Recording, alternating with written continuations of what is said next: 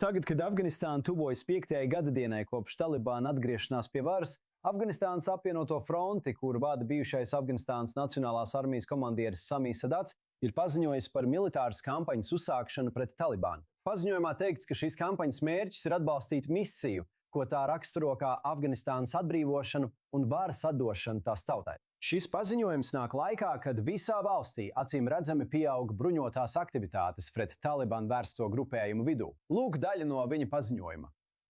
Gandrīz 5 gadus mūsu tautas, ko vada mūsu pilsoniskā sabiedrība, saucieni palika starptautiskās sabiedrības neuzklausīti. Katru dienu Talibāni izdomā jaunu veidu, kā vajāt, pazemot, arestēt un nogalināt Afganistānas iedzīvotājus.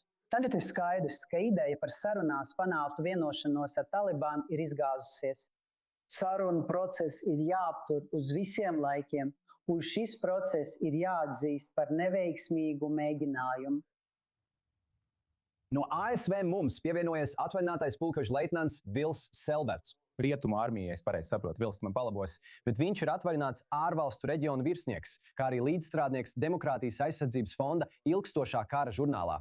Un vēl daudz kas cits. Šos cilvēkus ir grūti dabūt. Ir grūti uzskaitīt visu jūsu pieredzi, tāpēc ļausim jums izlabot kādas smagas kļūdas. Galvenais, jūs esat vērtīgs viesis šajā tēmā. Un paldies, ka uzaicinājāt mani. Paldies, ka pievienojāties mums šeit. Skatieties, ko šie cilvēki dara. Ir tiešām interesanti redzēt, ka jau 5, drīz būs 6 gadus, kopš Talibāna pārņēma varu šeit. Vai tās ir sava veida leģitīmas iepriekšējās valdības paliekas?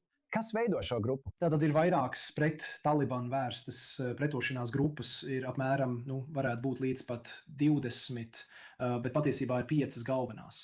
Es teiktu tā, un Samijs Sadats vada Afganistānas apvienoto fronti. Viņš bija bijušais Afganistānas Nacionālās armijas korpusa komandieris Helmandas provincē, kas atrodas Afganistānas dienvidos sabrukuma laikā. Un viņš pameta Afganistānu un drīz pēc tam izveidoja Afganistānas apvienoto fronti. Viņš jau apmēram 5 gadus ir norādījis uz operāciju sākšanu, un tad viņš sāka tās augustā. Un kopš mēneša sākuma ir veicis apmēram 17, 18 uzbrukums. Tagad viņam pievienojušās arī citas organizācijas, piemēram, Nacionālās pretestības fronte, ko vada Ahmads Masūds, Afganistānas brīvības fronte, ko vada bijušais ģenerālštāba priekšnieks Jasirs Zijā. Bet Samijs Sadatam svarīgi ir tas, ka viņš ir puštuns, un tā ir dominējošā etniskā grupa Afganistānā. Un viņš arī sāka savus uzbrukumus Afganistānas dienvidos, Kandahāras provincē, kas ir Talibāna garīgā dzimtene.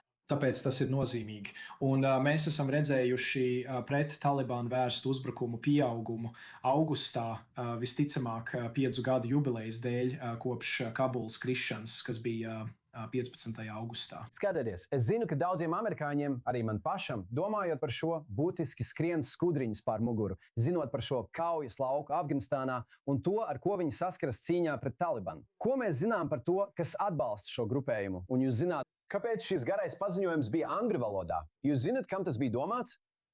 Jā.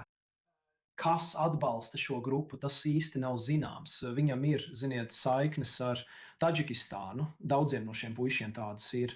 Masūdam ir liela starptautiska atpazīstamība. Bet viņiem nav oficiāla valsts atbalstītāja, kas sniegt viņiem palīdzību. Viņiem nav patvēruma.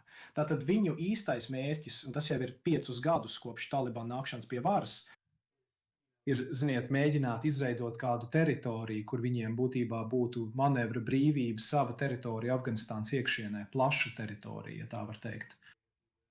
Un mēs esam redzējuši pēdējā mēneša laikā, ka tas sāk nedaudz nostiprināties Afganistānas ziemeļaustrumu reģionos, provincē, ko sauc par Badahšanu, kas atrodas netālu no Ķīnas robežas. Ka viņiem ir izdevies radīt nelielu manevrēšanas iespēju. Bet es tikai gribētu teikt, ka visas šīs grupas, viņas nav vienotas, viņas nav vienā hierarhijā. Tās darbojas diezgan neatkarīgi, tās nedaudz koordinējas. Bet vēsturiski tieši šādā veidā pretošanās grupas ir cīnījušās Afganistānā. Tāpēc nav nekas neparasts redzēt, ka viņi rīkojās šādi. Skaties, Talibānu. No ārpuses raugoties šķiet, ka ir saglabājuši stabilitāti vai vismaz ļoti stingri pārņēmuši kontroli. Bet pastāv draudi. Es domāju, ar ko viņi saskarās. Reģionā ir ISIS, ISIS-K, pašas Pakistānas militārie spēki. Es nezinu, vai Pakistānas Talibāni ir tik draudzīgi ar viņiem vai nē. Ir arī citas dumpinieku grupas. Es domāju, Talibāni patiešām saskarās ar draudu daudzveidību. Vai man ir taisnība? Nē, tev ir taisnība. Ir šī stabilitātes ideja. Un tas ir tāpēc, ka, godīgi sakot, Talibāni tagad ir stiprāki nekā pirms 11. septembra. Pirms 11. septembra. Toreiz Panšīras provincē bija pretošanās enklāvs, bet tagad viņi saskarās ar dažādām dilemmām. Es teiktu, ka viņi saskarās ar Pakistānu, kas veic operācijas pāri robežai, ISIS-KP, kas iespējams vakar Kabulā veica uzbrukumu ar rokas granātu, un tagad viņi saskarās ar daudzetnisku opozīciju, kas katru dienu veic uzbrukums visā valdības teritorijā. Un tas nav tikai Talibāni. Es domāju, ka ir svarīgi to uzsvērt. Apvienoto Nāciju organizācijas sankciju un uzraudzības komanda, kas par to publicē daudz ziņojumu, ir parādījusi, ka 12 no 34 provincēm atrodas Al-Qaida apmācību nometnes, ka Afganistāna dod patvērumu arī Pakistānas Talibāna. Tātad tur nav tikai Talibāni, viņiem ir vesela virkne citu džihādistu grupējumu, kuriem gandrīz visā valstī ir brīva pārvietošanās iespēja. Vils Selbergs, lieliski, ka esat ar mums. Interesants saruna. Paldies, ka pievienojāties mums no Ostinas. Liels paldies. Programmā. Paldies!